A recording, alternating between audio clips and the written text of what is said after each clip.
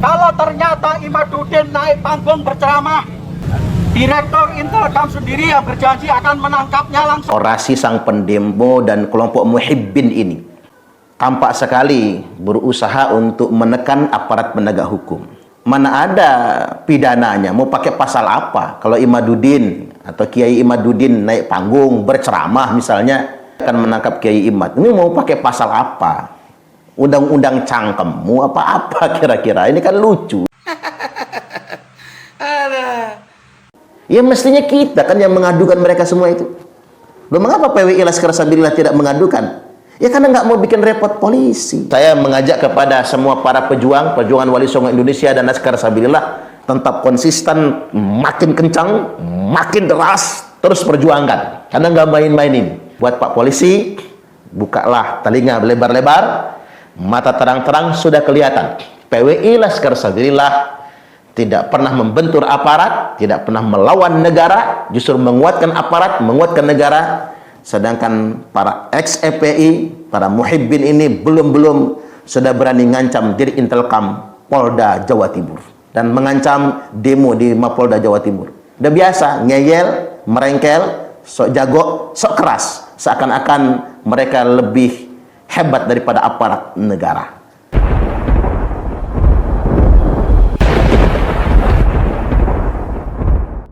Assalamualaikum warahmatullahi wabarakatuh. Kita seruput kopi dulu walaupun kopinya tinggal setengah. Bismillah.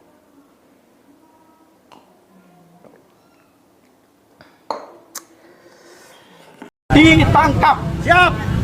Direktur Intelkam sendiri yang berjanji akan menangkapnya langsung. Kita lihat nanti.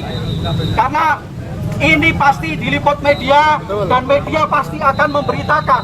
Kalau ternyata Imaduddin naik panggung berceramah, tapi Direktur Intelkam tidak menangkap, maka kita akan bersama-sama menuju ke Polda. Kita akan minta pertanggungjawaban dari Direktur Intelkam yang telah membohongi kita. Setuju? Setuju semua? Setuju. Sepakat ya? Ya itulah sebetulnya mereka. Masa mereka berani mengintimidasi atau menekan Pak Dir Intelkam Polda Jawa Timur dan kemudian mengancam akan mendemo Mapolda Jawa Timur.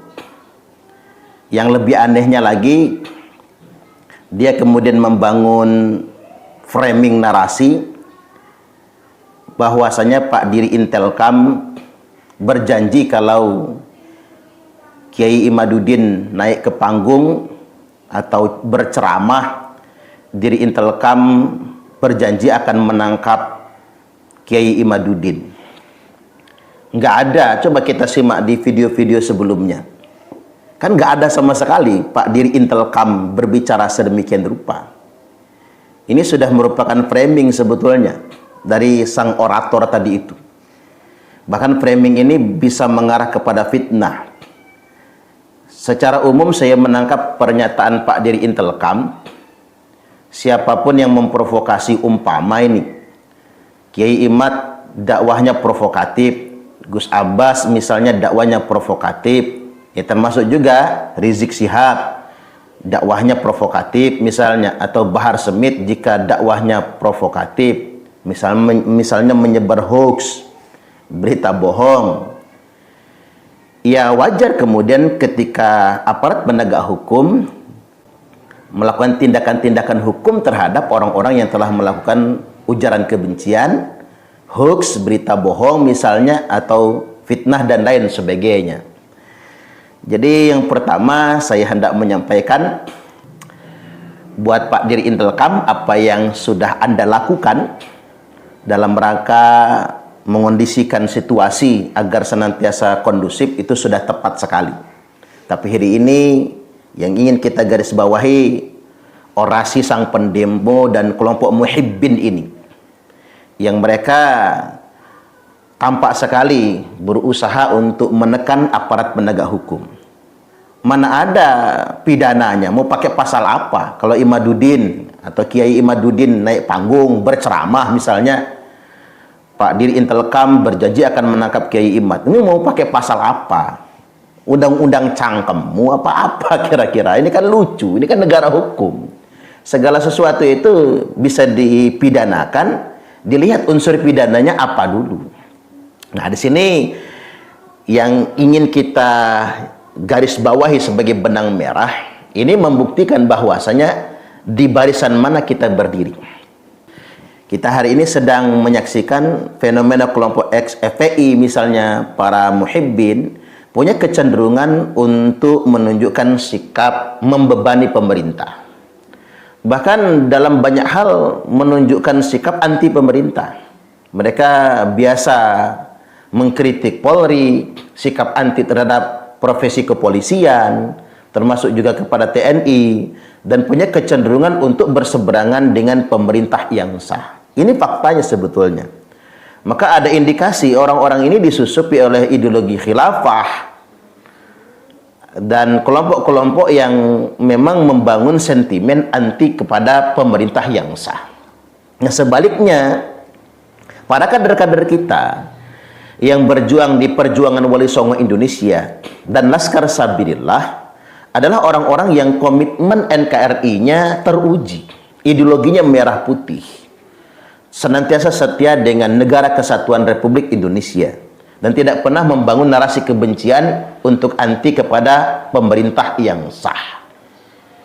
Coba kita lihat itu, yang bergabung di PWI, Laskar Sabilillah adalah orang-orang yang memiliki ideologi NKRI, setia kepada Pancasila. Mengapa kita membentuk organisasi PWI yang kepanjangannya Perjuangan Wali Songo Indonesia, Laskar Sabilillah? Karena memang kita ingin mengambil peran terhadap berbagai macam persoalan yang berkembang belakangan ini, terkait dengan kisruh nasab misalnya, atau klaim-klaim yang memutarbalikkan sejarah yang dilakukan oleh oknum-oknum Ba'alwi. Kami sadar betul kalau pemerintah ingin intervensi langsung terhadap ini semua, seakan-akan pemerintah mengintervensi rakyatnya secara langsung. Kami sadar betul. Seandainya aparat penegak hukum misalnya langsung mengintervensi, nanti dianggapnya juga melanggar HAM. Nah, atas dasar kesadaran inilah kemudian kami, anak-anak bangsa, putra-putra Nusantara ini mendirikan PWI Laskar Sabilillah sebagai piranti, alat bagi kami semua untuk menyadarkan anak bangsa bahwasanya hati-hati loh, sudah ada klaim-klaim sejarah sepihak yang digunakan untuk memutarbalikkan sejarah bangsa Indonesia. Tentunya kan ini tidak bisa kita anggap sepele. Pasti ada kepentingan di balik ini semua sebetulnya. Ada kepentingan yang lebih besar, katakanlah dalam tanda kutip, ingin menguasai Indonesia. Ada klan tertentu yang ingin menguasai Indonesia melalui klaim-klaim keagamaan, melalui tameng mengaku sebagai zuriat Nabi Sallallahu Alaihi Wasallam. Coba kita berpikir sederhana buat semua saudara kami, anggota kepolisian dimanapun Anda berada, khususnya yang umat muslim lah ya, khususnya yang umat muslim. Ketika KTP kita Islam berarti kita umat Nabi. Lalu ada orang-orang yang mengaku-ngaku sebagai cucu Nabi. Kita sebagai umat Nabi itu wajib mempertanyakan, dasarnya apa Anda ngaku sebagai cucu Nabi? Terlebih lagi mengaku cucu Nabi, ini dijadikan sebagai sebuah alat untuk mengintimidasi umat Nabi yang lainnya. Alat yang digunakan untuk mengeksploitasi. Kalau dalam bahasa kampung itu, bahasa ala pesantren tradisional itu ndawir. Keliling ke pesantren-pesantren minta duit sama kiai misalnya, minta duit sama ustadz, karena alasannya akan ada haul Habib ini, Habib itu. Alasannya kalau kalian nyumbang berarti kalian memberi cucu Rasulullah, berarti kalian memberi kepada Rasulullah itu sendiri. Padahal Nabi sendiri sudah mengharamkan zakat, mengharamkan anak cucunya menerima sedekah. Tiba-tiba dia ngaku cucu Nabi kemudian dawir. Nah, ini dari aspek keagamaan saja sudah banyak ajaran nilai-nilai agama yang dirusak oleh kelompok ini. Belum lagi kemudian dalam hidup berbangsa dan bernegara. Indonesia ini diperjuangkan oleh semua agama resmi yang ada di Indonesia. Bahkan pahlawan kita itu lintas agama, semua agama ada. Yang tiba-tiba Indonesia sebagai negara yang pluralis, negara yang beragam, kita bersatu dalam satu komitmen Bhinneka Tunggal Ika, berbeda-beda tetap satu jua. Tiba-tiba ada orang yang mengklaim dengan bahasa-bahasa agama Indonesia ini warisan klan mereka. Lalu kita diam. Sekarang saya ulang lagi, ada orang yang membangun klaim bahwasanya Indonesia ini adalah warisan dari klan mereka. Berbagai macam sejarah besar bangsa diklaim mereka. Pahlawan-pahlawan juga diklaim oleh mereka. Lalu kita diam. Dan ketika kita diam dengan klaim-klaim ini semua, ini yang disebut dengan kebodohan yang disengaja. Jahil murakkab itu begini. Bodoh kuadrat itu ya begini sebetulnya. Apa karena kita memang terlalu lama dijajah oleh Belanda sehingganya kita bermental inlander? Kita jadi nggak percaya diri dengan bangsa pendatang, begitu. Coba bangun kesadaran. Indonesia ini kalau urusan ramah, ngerumat tamu, udahlah. Semua bangsa lain itu acungin jempol. Tidak ada bangsa seramah Indonesia. Tak ulangi, tidak ada bangsa seramah Indonesia. Kita welcome dengan bangsa pendatang. Coba, 3,5 abad kita dijajah oleh Belanda. Tapi kalau ada orang Belanda main ke Indonesia, apa kita gebukin? Ingat, saya belum pernah dapat kabar ada orang Belanda gitu tur ke Indonesia, sampai di Indonesia digebukin. Nggak ada. Malah dikerumunin sama anak-anak. Ada bule datang soalnya, bule kulit putih kemerah-merahan. Tuh Jepang tuh. Orang zalim apa menjajah kita, nyiksa kita. Tapi kalau ada orang Jepang datang ke Indonesia, malah dikerubutin sama orang Indonesia. Jadi kalau urusan kita nih welcome dengan pendatang, sudahlah, nggak ada yang bisa mengalahkan Indonesia, nggak ada. Mau bangsa apa saja hidup di Indonesia ini kita hormati, kita muliakan. Orang Cina, orang Korea, apalagi ketika sudah menyatu dengan Indonesia, menjadi bagian dari bangsa Indonesia, kita semua welcome dengan itu semua. Tetapi jangan pula orang-orang yang pendatang kita hormati, kita muliakan, lalu ingin menjadi penjajah. Jangan manfaatkan situasi inlander yang dialami bangsa Indonesia yang berabad-abad lamanya dijajah oleh Belanda. Dan kita sebagai sebuah bangsa merdeka nggak boleh membiarkan ini semua sebetulnya. Nggak boleh. Kita diperlakukan sedemikian rupa oleh imigran Yaman, kemudian kita pepelongoan. Saya ulangi lagi nih ya. Ketika mereka mengklaim sejarah bangsa Indonesia, ketika mereka mencaci maki kiai pribumi, merendahkan bangsa Indonesia, lalu kita cengar-cengir pepelongoan di sisi mereka. Ini apa sebetulnya? Ya kita bangun kesadaran kembali. Kita di Laskar Sabilillah Perjuangan Wali Songo Indonesia bisa kayak Muhyiddin itu, demo-demo kayak gitu bisa. Demo rusuh arogan itu bisa. Tapi mengapa tidak kami lakukan? Karena kita semua sebagai sebuah entitas, sebagai sebuah bangsa, kita menjaga Bhinneka Tunggal Ika. Kita menghormati institusi kita, Negara Kesatuan Republik Indonesia. Dan kita punya piranti, yakni perangkat negara, yakni aparat penegak hukum. Kita hormat dengan polisi, hormat dengan TNI. Bukannya nggak mau, bisa aja. Itu laskar-laskar itu kalau nggak kita kendalikan, udah pengennya aja itu. Bisa dengan gaya-gayanya Muhyiddin, gaya-gayanya FPI itu. Wong kita banyak kok. Para pendekar kita banyak. Nggak usah lah seperti Rizik Syihab itu. Yang nantang-nantang, tentukan tanggalnya, kapan waktunya, kita perang. Bisa. Bisa kita lakukan itu semua. Tapi mau jadi apa negara kita? Jadi kalau PWI Laskar Sabilillah itu sama dengan kelompok Rizik Syihab, nantang-nantang, ngajak berantem, ngajak perang tersebut. Lalu TNI mau kita kemanakan? Lalu Polri mau kita kemanakan? Ini negara-negara hukum, ini negara berdaulat. Tidak boleh ada yang main hakim sendiri. Walaupun sangat kita ingin melakukan itu semua. Coba disimak videonya itu. Yang Rizik Syihab nantang-nantang, ngajak perang, tentukan harinya, tentukan tanggalnya. Lalu dia anggap kemana TNI Polri? Makanya saya sesalkan kemarin ada politisi dari partai besar mendatangi Rizik Syihab, cengar-cengir foto bersama dengan mereka. Enggak, saya jadi bingung gitu. Di negara ini sebetulnya mengapa yang orang-orang seperti itu diberikan perhatian? Seolah-olah begini nih, penting tuh untuk mengondisikan Rizik Syihab misalnya.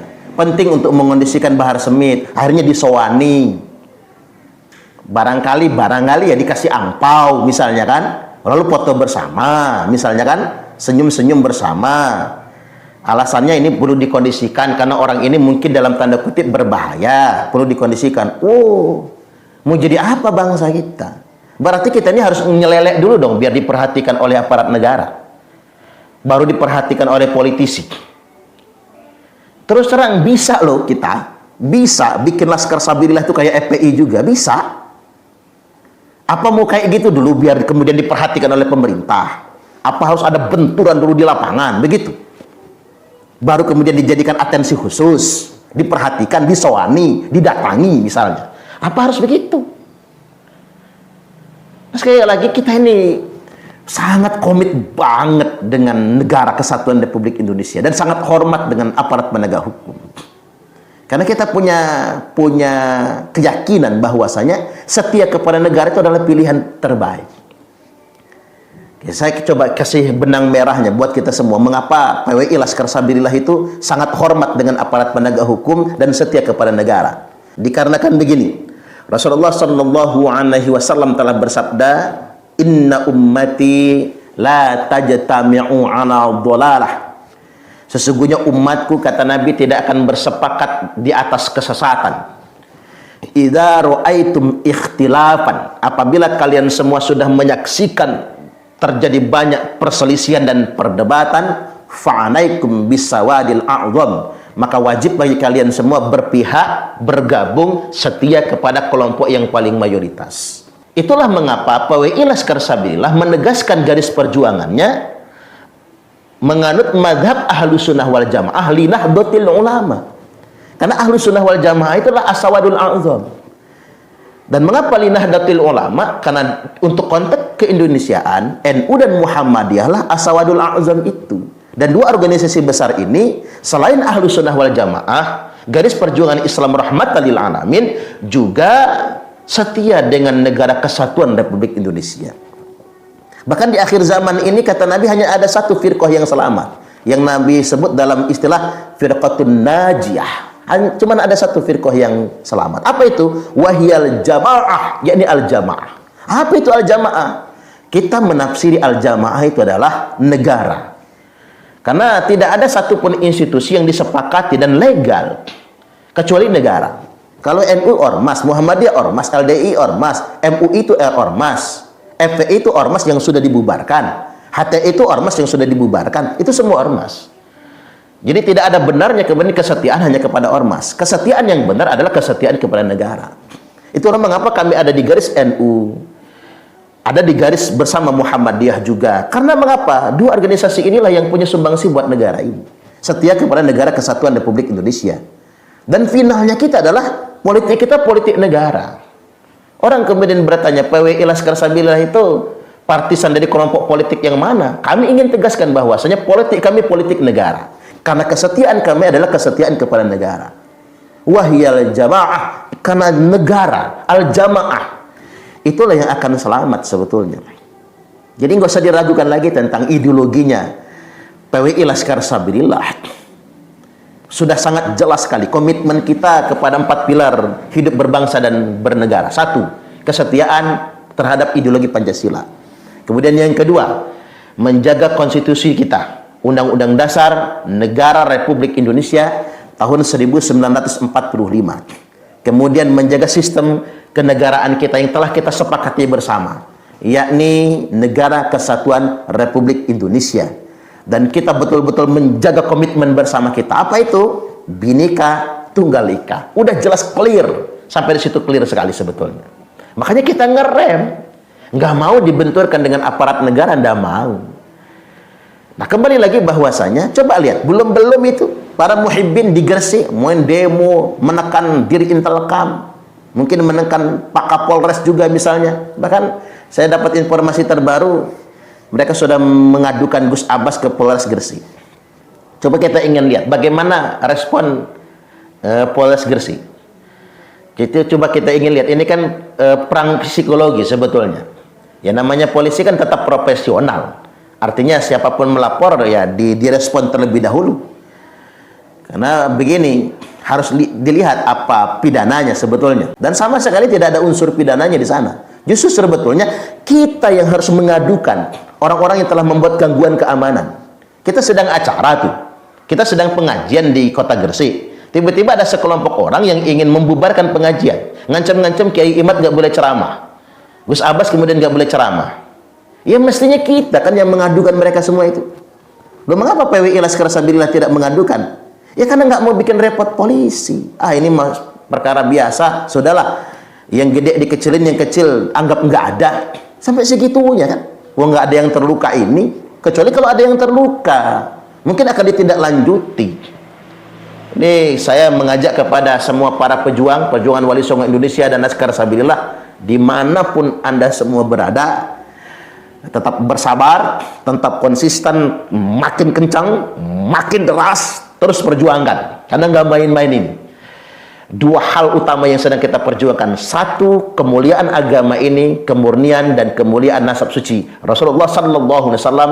Yang kedua, menjaga keutuhan negara kesatuan Republik Indonesia. Kalau kita berhasil, tidak akan ada lagi yang berani mengklaim Indonesia ini warisan klan Baal. Mudah-mudahan bisa dipahami. Buat Pak Polisi, bukalah telinga lebar-lebar, mata terang-terang sudah kelihatan. PWI Laskar Sabilillah tidak pernah membentur aparat, tidak pernah melawan negara, justru menguatkan aparat, menguatkan negara. Sedangkan para ex-FPI, para muhibbin ini belum sudah berani ngancam diri Intelkam Polda Jawa Timur dan mengancam demo di Mapolda Jawa Timur. Udah biasa ngeyel, merengkel, sok jago, sok keras, seakan-akan mereka lebih hebat daripada aparat negara. Anda bisa memilih sendiri di barisan mana Anda harus berjuang. Wallahul muwaffiq ila aqwamit thoriq. Wassalamualaikum warahmatullahi wabarakatuh. Kita habisi kopi kita.